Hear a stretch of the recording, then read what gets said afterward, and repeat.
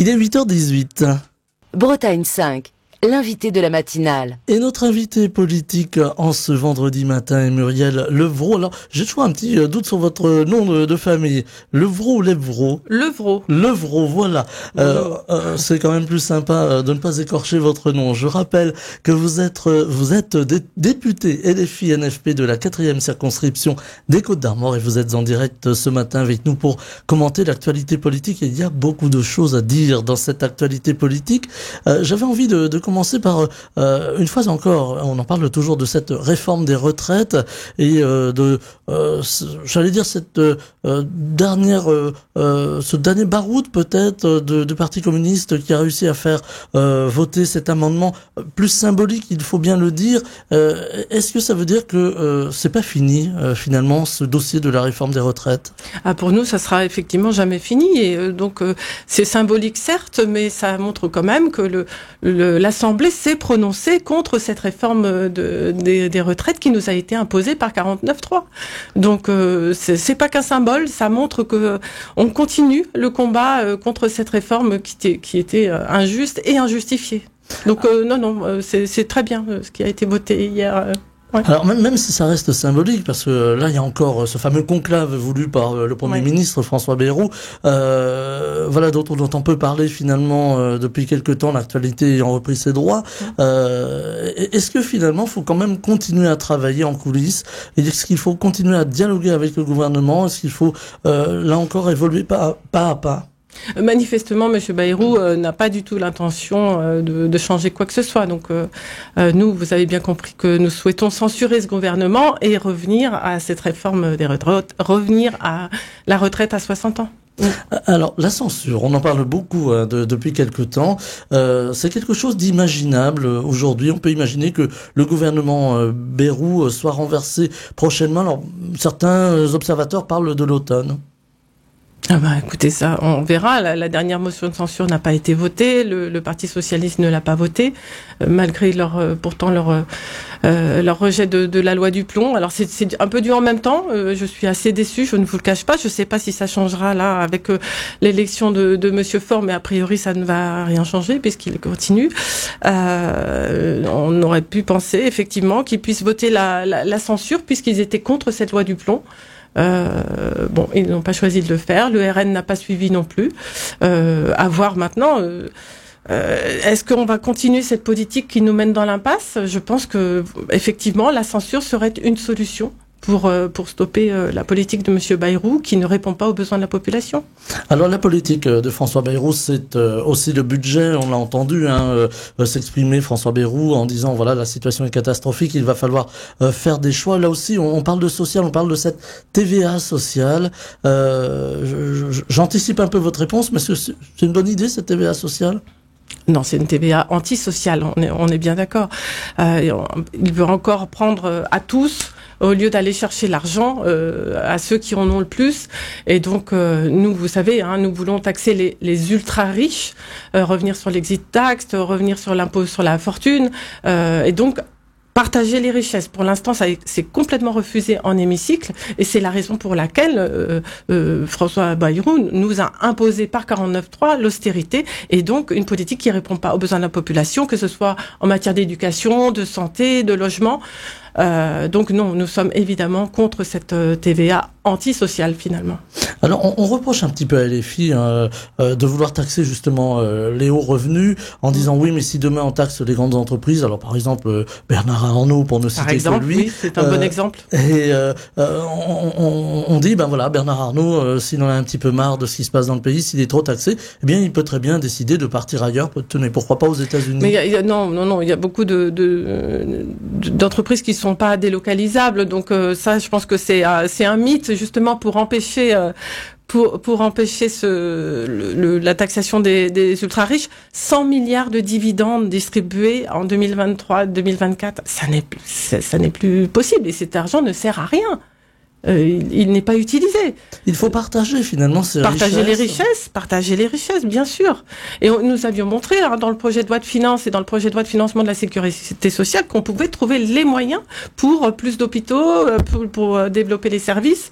Et tout ça nous a été refusé et imposé par 49.3. J'avais envie de citer le général de Gaulle qui disait dans des temps difficiles, voilà, il faut arriver à partager là aussi l'effort national. Est-ce qu'il faut planifier. Voilà, il faut planifier. Là, on manque de projets. Il y a aucun projet. Donc à chaque fois, c'est des petites lois qui rafistolent, mais il y a rien en matière de santé publique, notamment. Il faudrait une refondation totale de la politique de santé publique. Et là, pour l'instant, rien n'est fait. On a des petites lois de temps en temps, mais qui ne règlent pas les problèmes de fond.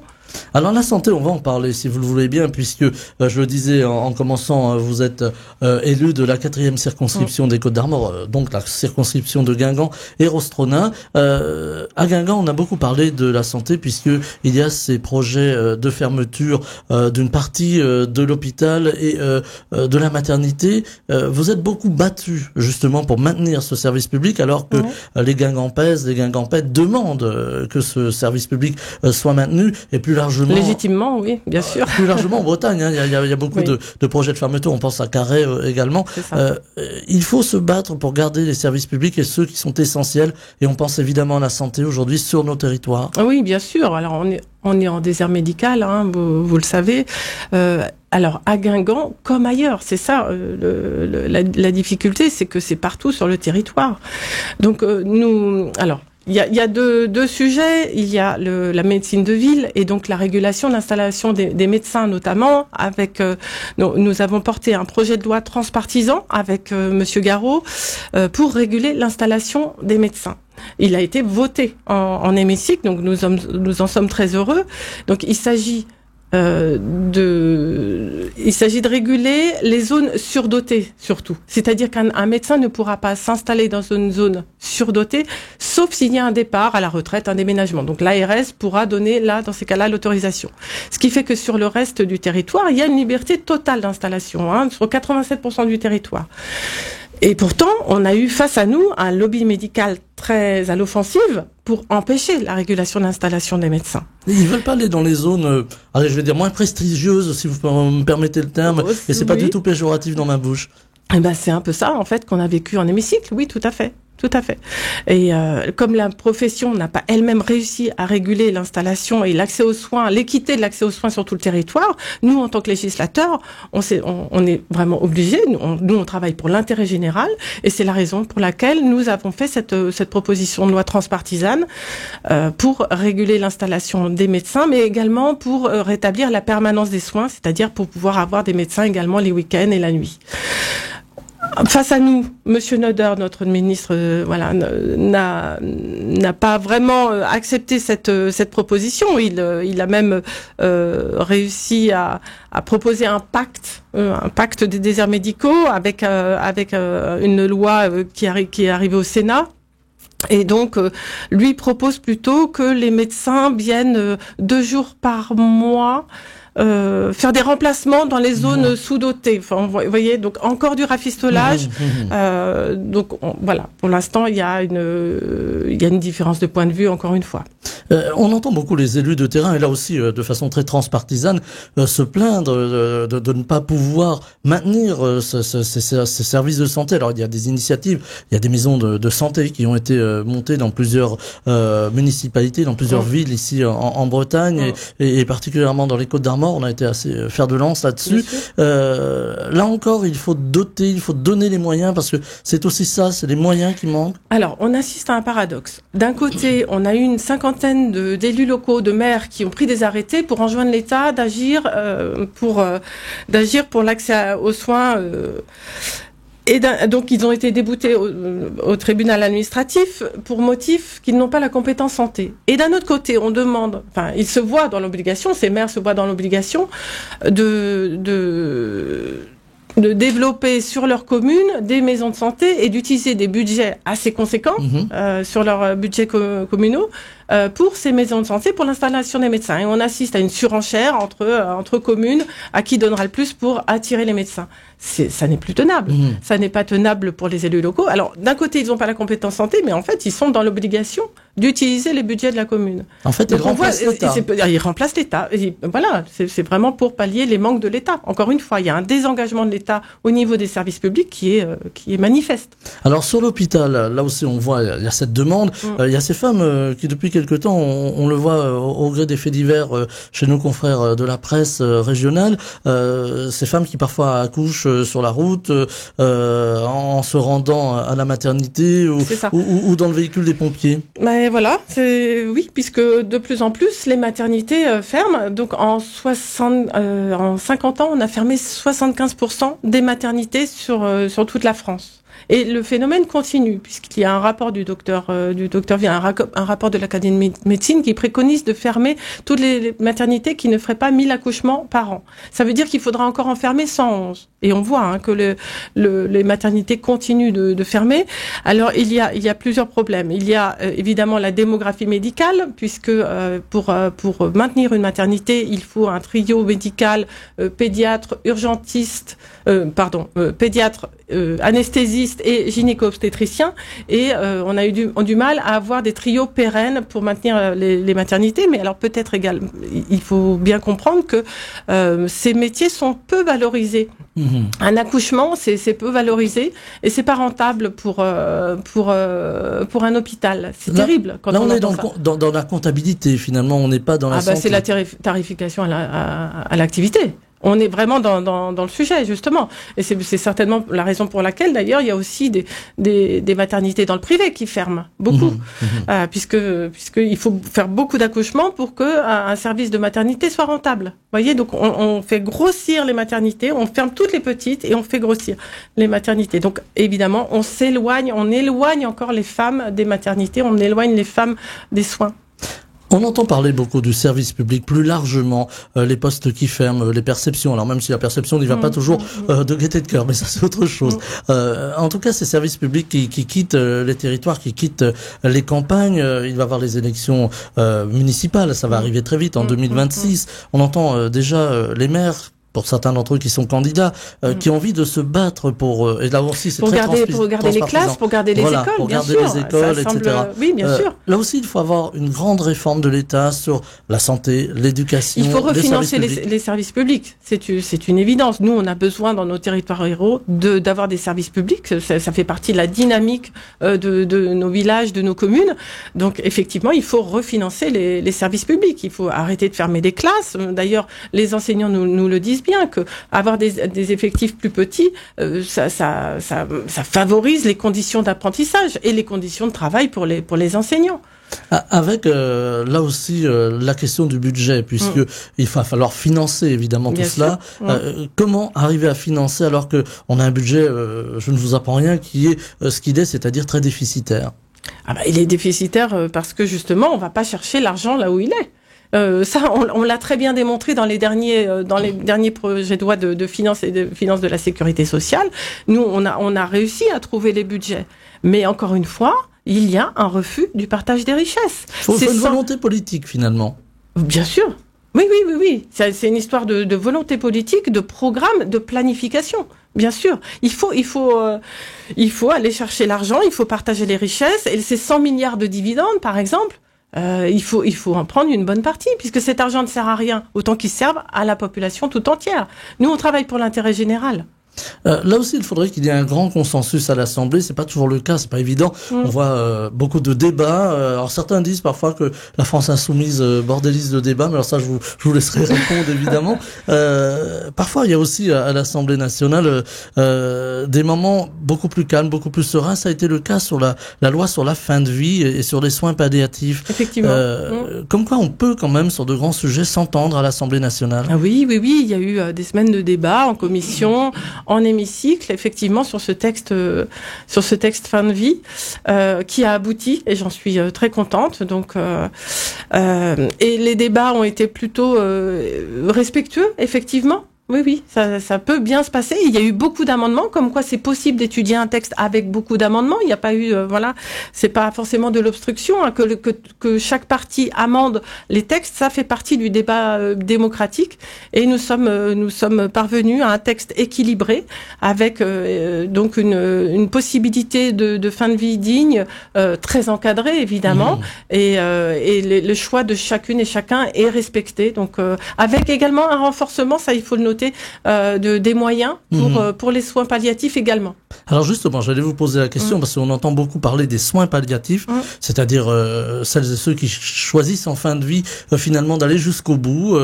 Oui, là sûr. aussi, il y a une demande de moyens, il y a une demande de pouvoir trouver du personnel aussi, de pouvoir le rémunérer. Bien sûr. Et donc là, ça a été bien acté dans ce projet dans cette loi fin de vie. Donc maintenant, il va falloir bien être vigilant que ces moyens soient octroyés lors du prochain projet de loi de financement de la sécurité sociale.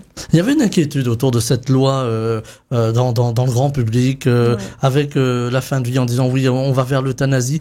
Finalement, si une ancienne personne coûte trop cher, on va la supprimer. Les mots sont durs, mais on les a entendus, on les a lus parfois dans la presse. Là aussi, il y avait des garde-fous à bien mettre. sûr, et ils ont été tous très bien étudiés, donc c'est strictement encadré, c'est uniquement le choix quand la personne fait lucidement la demande. Non, vraiment, je pense que on est arrivé vraiment à un texte équilibré et je pense que tout le monde peut être tranquille sur l'utilisation de ce texte.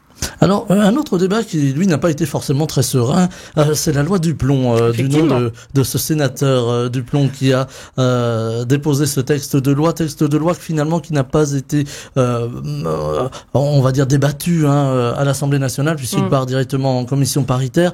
Et ce texte de loi, finalement, qui va rétablir, par exemple, les pesticides, ce qui inquiète beaucoup dans la population, parce qu'on pensait tourner la page de ces pesticides. L'inquiétude aussi, par exemple, des apiculteurs pour leurs abeilles, et l'inquiétude des agriculteurs bio qui, eux n'étaient pas forcément pour un retour de ces pesticides. On a deux agricultures, on a deux mondes qui s'affrontent là. On a deux mondes qui s'affrontent et la difficulté qu'on a eue sur ce texte, c'est le refus des débats déjà, puisque la motion de rejet a été votée par la partie même qui avait posé le texte. Ce texte vraiment.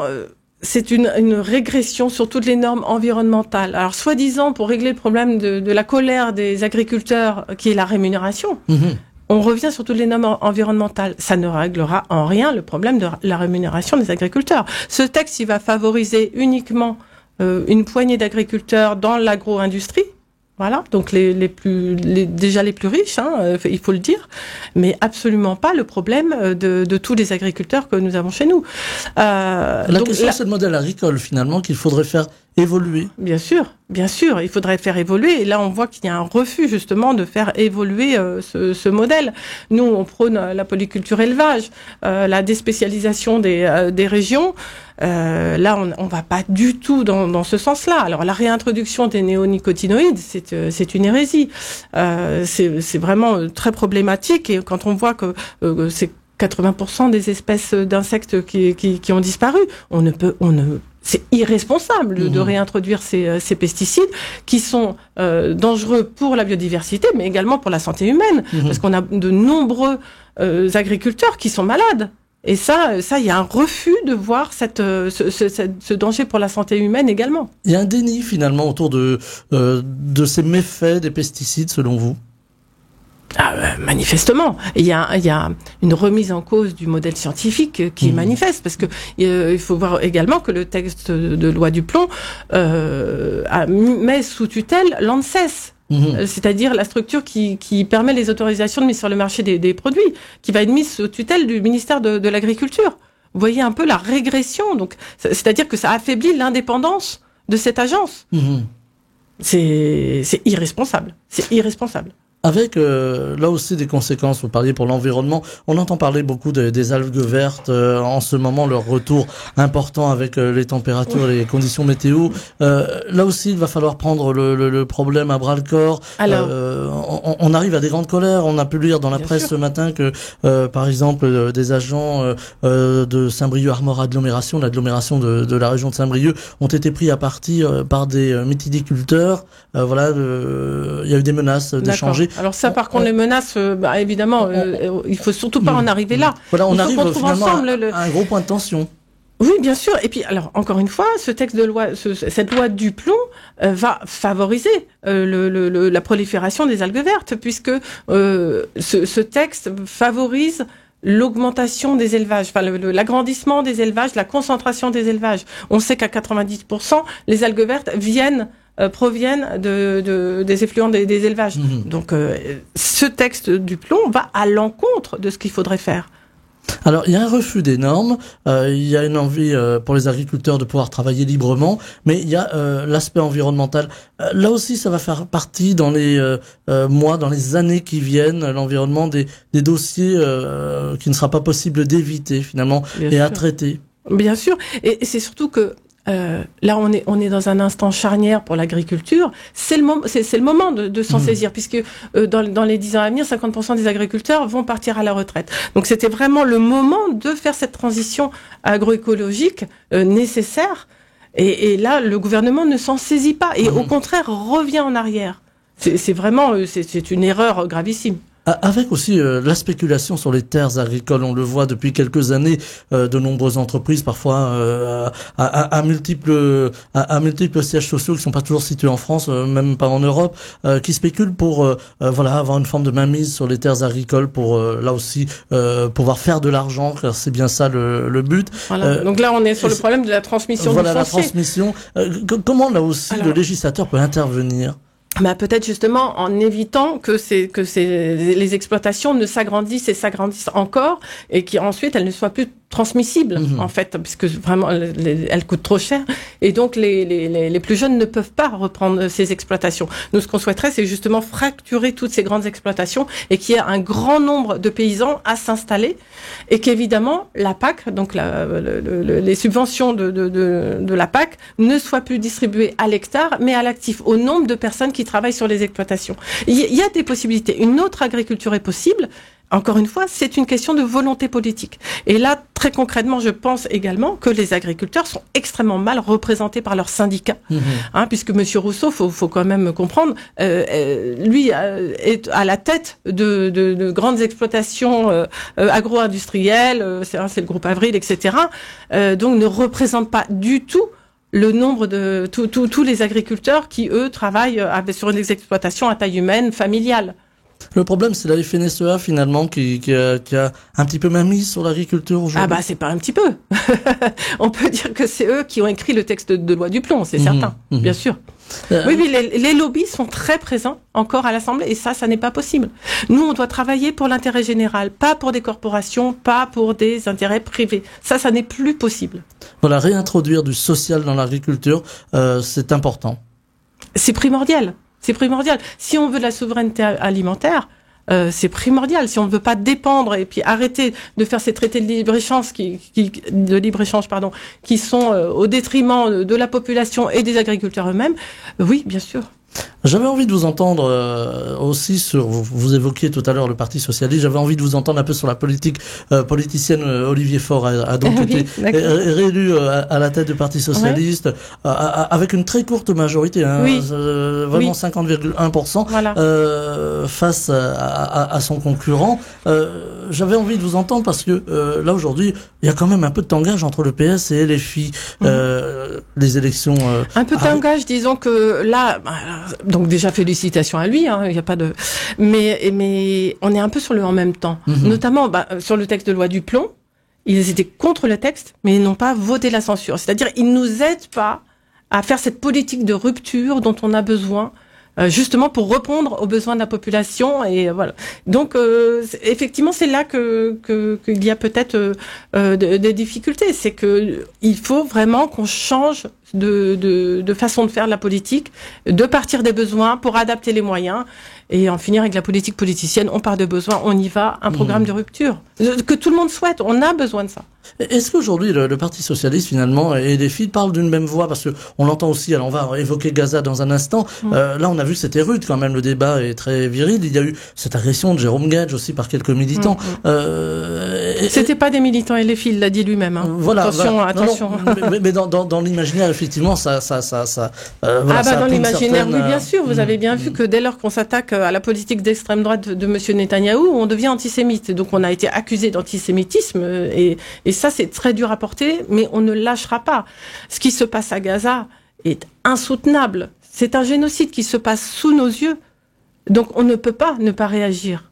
Ça fait partie, normalement, le droit humanitaire international devrait intervenir. Et là, en toute impunité, Monsieur Netanyahou, cet homme d'extrême droite, il faut bien le dire, est en train d'affamer une population. En plus de toutes les personnes tuées, là, est en train d'affamer la population. Il y a des voix en Israël qui s'élèvent, des Israéliens qui ne partagent pas évidemment les vues du Premier ministre israélien, qui ne partagent pas évidemment l'idée que Israël est en train de commettre l'irréparable à Gaza. Là aussi, faut les mettre en avant, ces voix, faut les entendre, ces voix. Ben oui, bien sûr, évidemment, toutes les voix, il faut entendre toutes les voix qui s'élèvent contre ce qui est en train de se passer à Gaza. Ça, c'est certain. On reproche beaucoup à LFI d'être très présent justement sur ce dossier de Gaza. Heureusement qu'on est présent. C'est normal d'être très présent et parce qu'on ne supporte pas ce qui se passe. Le droit international là devrait s'appliquer et ne s'applique pas. Donc nous on ne fait que rappeler le droit international sur ce dossier. Et pourtant on subit une vague de répression, j'ai envie de dire, terrible pour être traité d'antisémitisme. Mais c'est horrible. Vous trouvez que, par exemple, le gouvernement français n'est pas assez offensif sur cette question? Non, il faut absolument qu'on reconnaisse l'État politique. Il faut absolument que la France reconnaisse l'État de Palestine. Là, on voit que Monsieur Macron est en train d'hésiter sans arrêt, de donner des conditions. Il faut vraiment qu'il reconnaisse l'État de Palestine. Il faut que la diplomatie aussi française, j'allais dire, se fasse réentendre, parce qu'on a l'impression qu'elle est un peu atone, se fasse réentendre. Quand M. Macron est arrivé au pouvoir, il a détruit le corps diplomatique. Et on voit les résultats, bien sûr. Bien sûr qu'on a besoin de la diplomatie, du droit international. C'est très, très important. Il faut que l'ONU aussi puisse se faire entendre. Vous me comprenez? On entend aussi les bruits de bottes aux portes de l'Europe, cette guerre qui n'en finit pas en Ukraine. Là aussi, la diplomatie est assez timide, la diplomatie européenne, française peut-être aussi, face à un Vladimir Poutine qui s'est un petit peu allié, il faut bien le dire, avec le président américain, même si les rapports sont particuliers. Oui, la France a perdu sa place forte dans le domaine international. Et là, effectivement, Monsieur Macron en est principal responsable. C'est lui, normalement, qui porte la voix à l'international. Et là, on voit bien qu'il a de grosses difficultés à se faire entendre, bien sûr. Et pourtant, c'est la première voie vers la paix, la diplomatie. Et ça ne doit être que la seule voie vers la paix. Il y a aussi la défense, on en parle beaucoup, alors ça nous concerne ici en Bretagne, on a quelques industries de défense et puis on a la force de frappe nucléaire, la fameuse force de dissuasion. Est-ce que aujourd'hui il faut renforcer les moyens militaires de la France pour se défendre tout simplement? Ça a été fait. Ça a été fait. Les moyens militaires de la France ont été renforcés déjà, largement, dans la dernière LPM. Mais il faut faire plus finalement. Je pense que déjà là, si la LPM est respectée, on devrait avoir suffisamment pour se défendre et pour oui, je pense que là, au niveau du budget défense, on a quand même bien explosé les plafonds. Mais maintenant, il faudrait pouvoir le faire pour tous les autres domaines. Et c'est possible de le faire dans tous les autres domaines. La santé, l'éducation, c'est possible. Je précise, LPM, c'est loi de programmation militaire. Oui, c'est pour nos auditeurs. Alors, une dernière chose également, les armes françaises ne doivent pas servir à des crimes de guerre. Alors j'allais venir sur ce terrain parce que il nous reste quelques secondes, mais on a vu la CGT protester à Fos-sur-Mer, les dockers en l'occurrence, légitimement, qui ne veulent pas que les armes françaises partent vers Israël. Bien sûr. Bien sûr, ces armes ne doivent pas servir à commettre des crimes de guerre. Donc, ces armes ne doivent pas partir vers Israël. On est d'accord. On va devoir en rester là parce que le temps file, ça va très vite. Muriel Levrault, députée LFI NFP de la 4e circonscription des Côtes-d'Armor, circonscription de Guingamp-Rostronin, je le dis pour nos auditeurs lointains. Merci infiniment d'avoir été avec nous ce matin. Je vous souhaite une très belle journée. Bonne journée. Bretagne 5, Stéphane Hamon, le 7-9.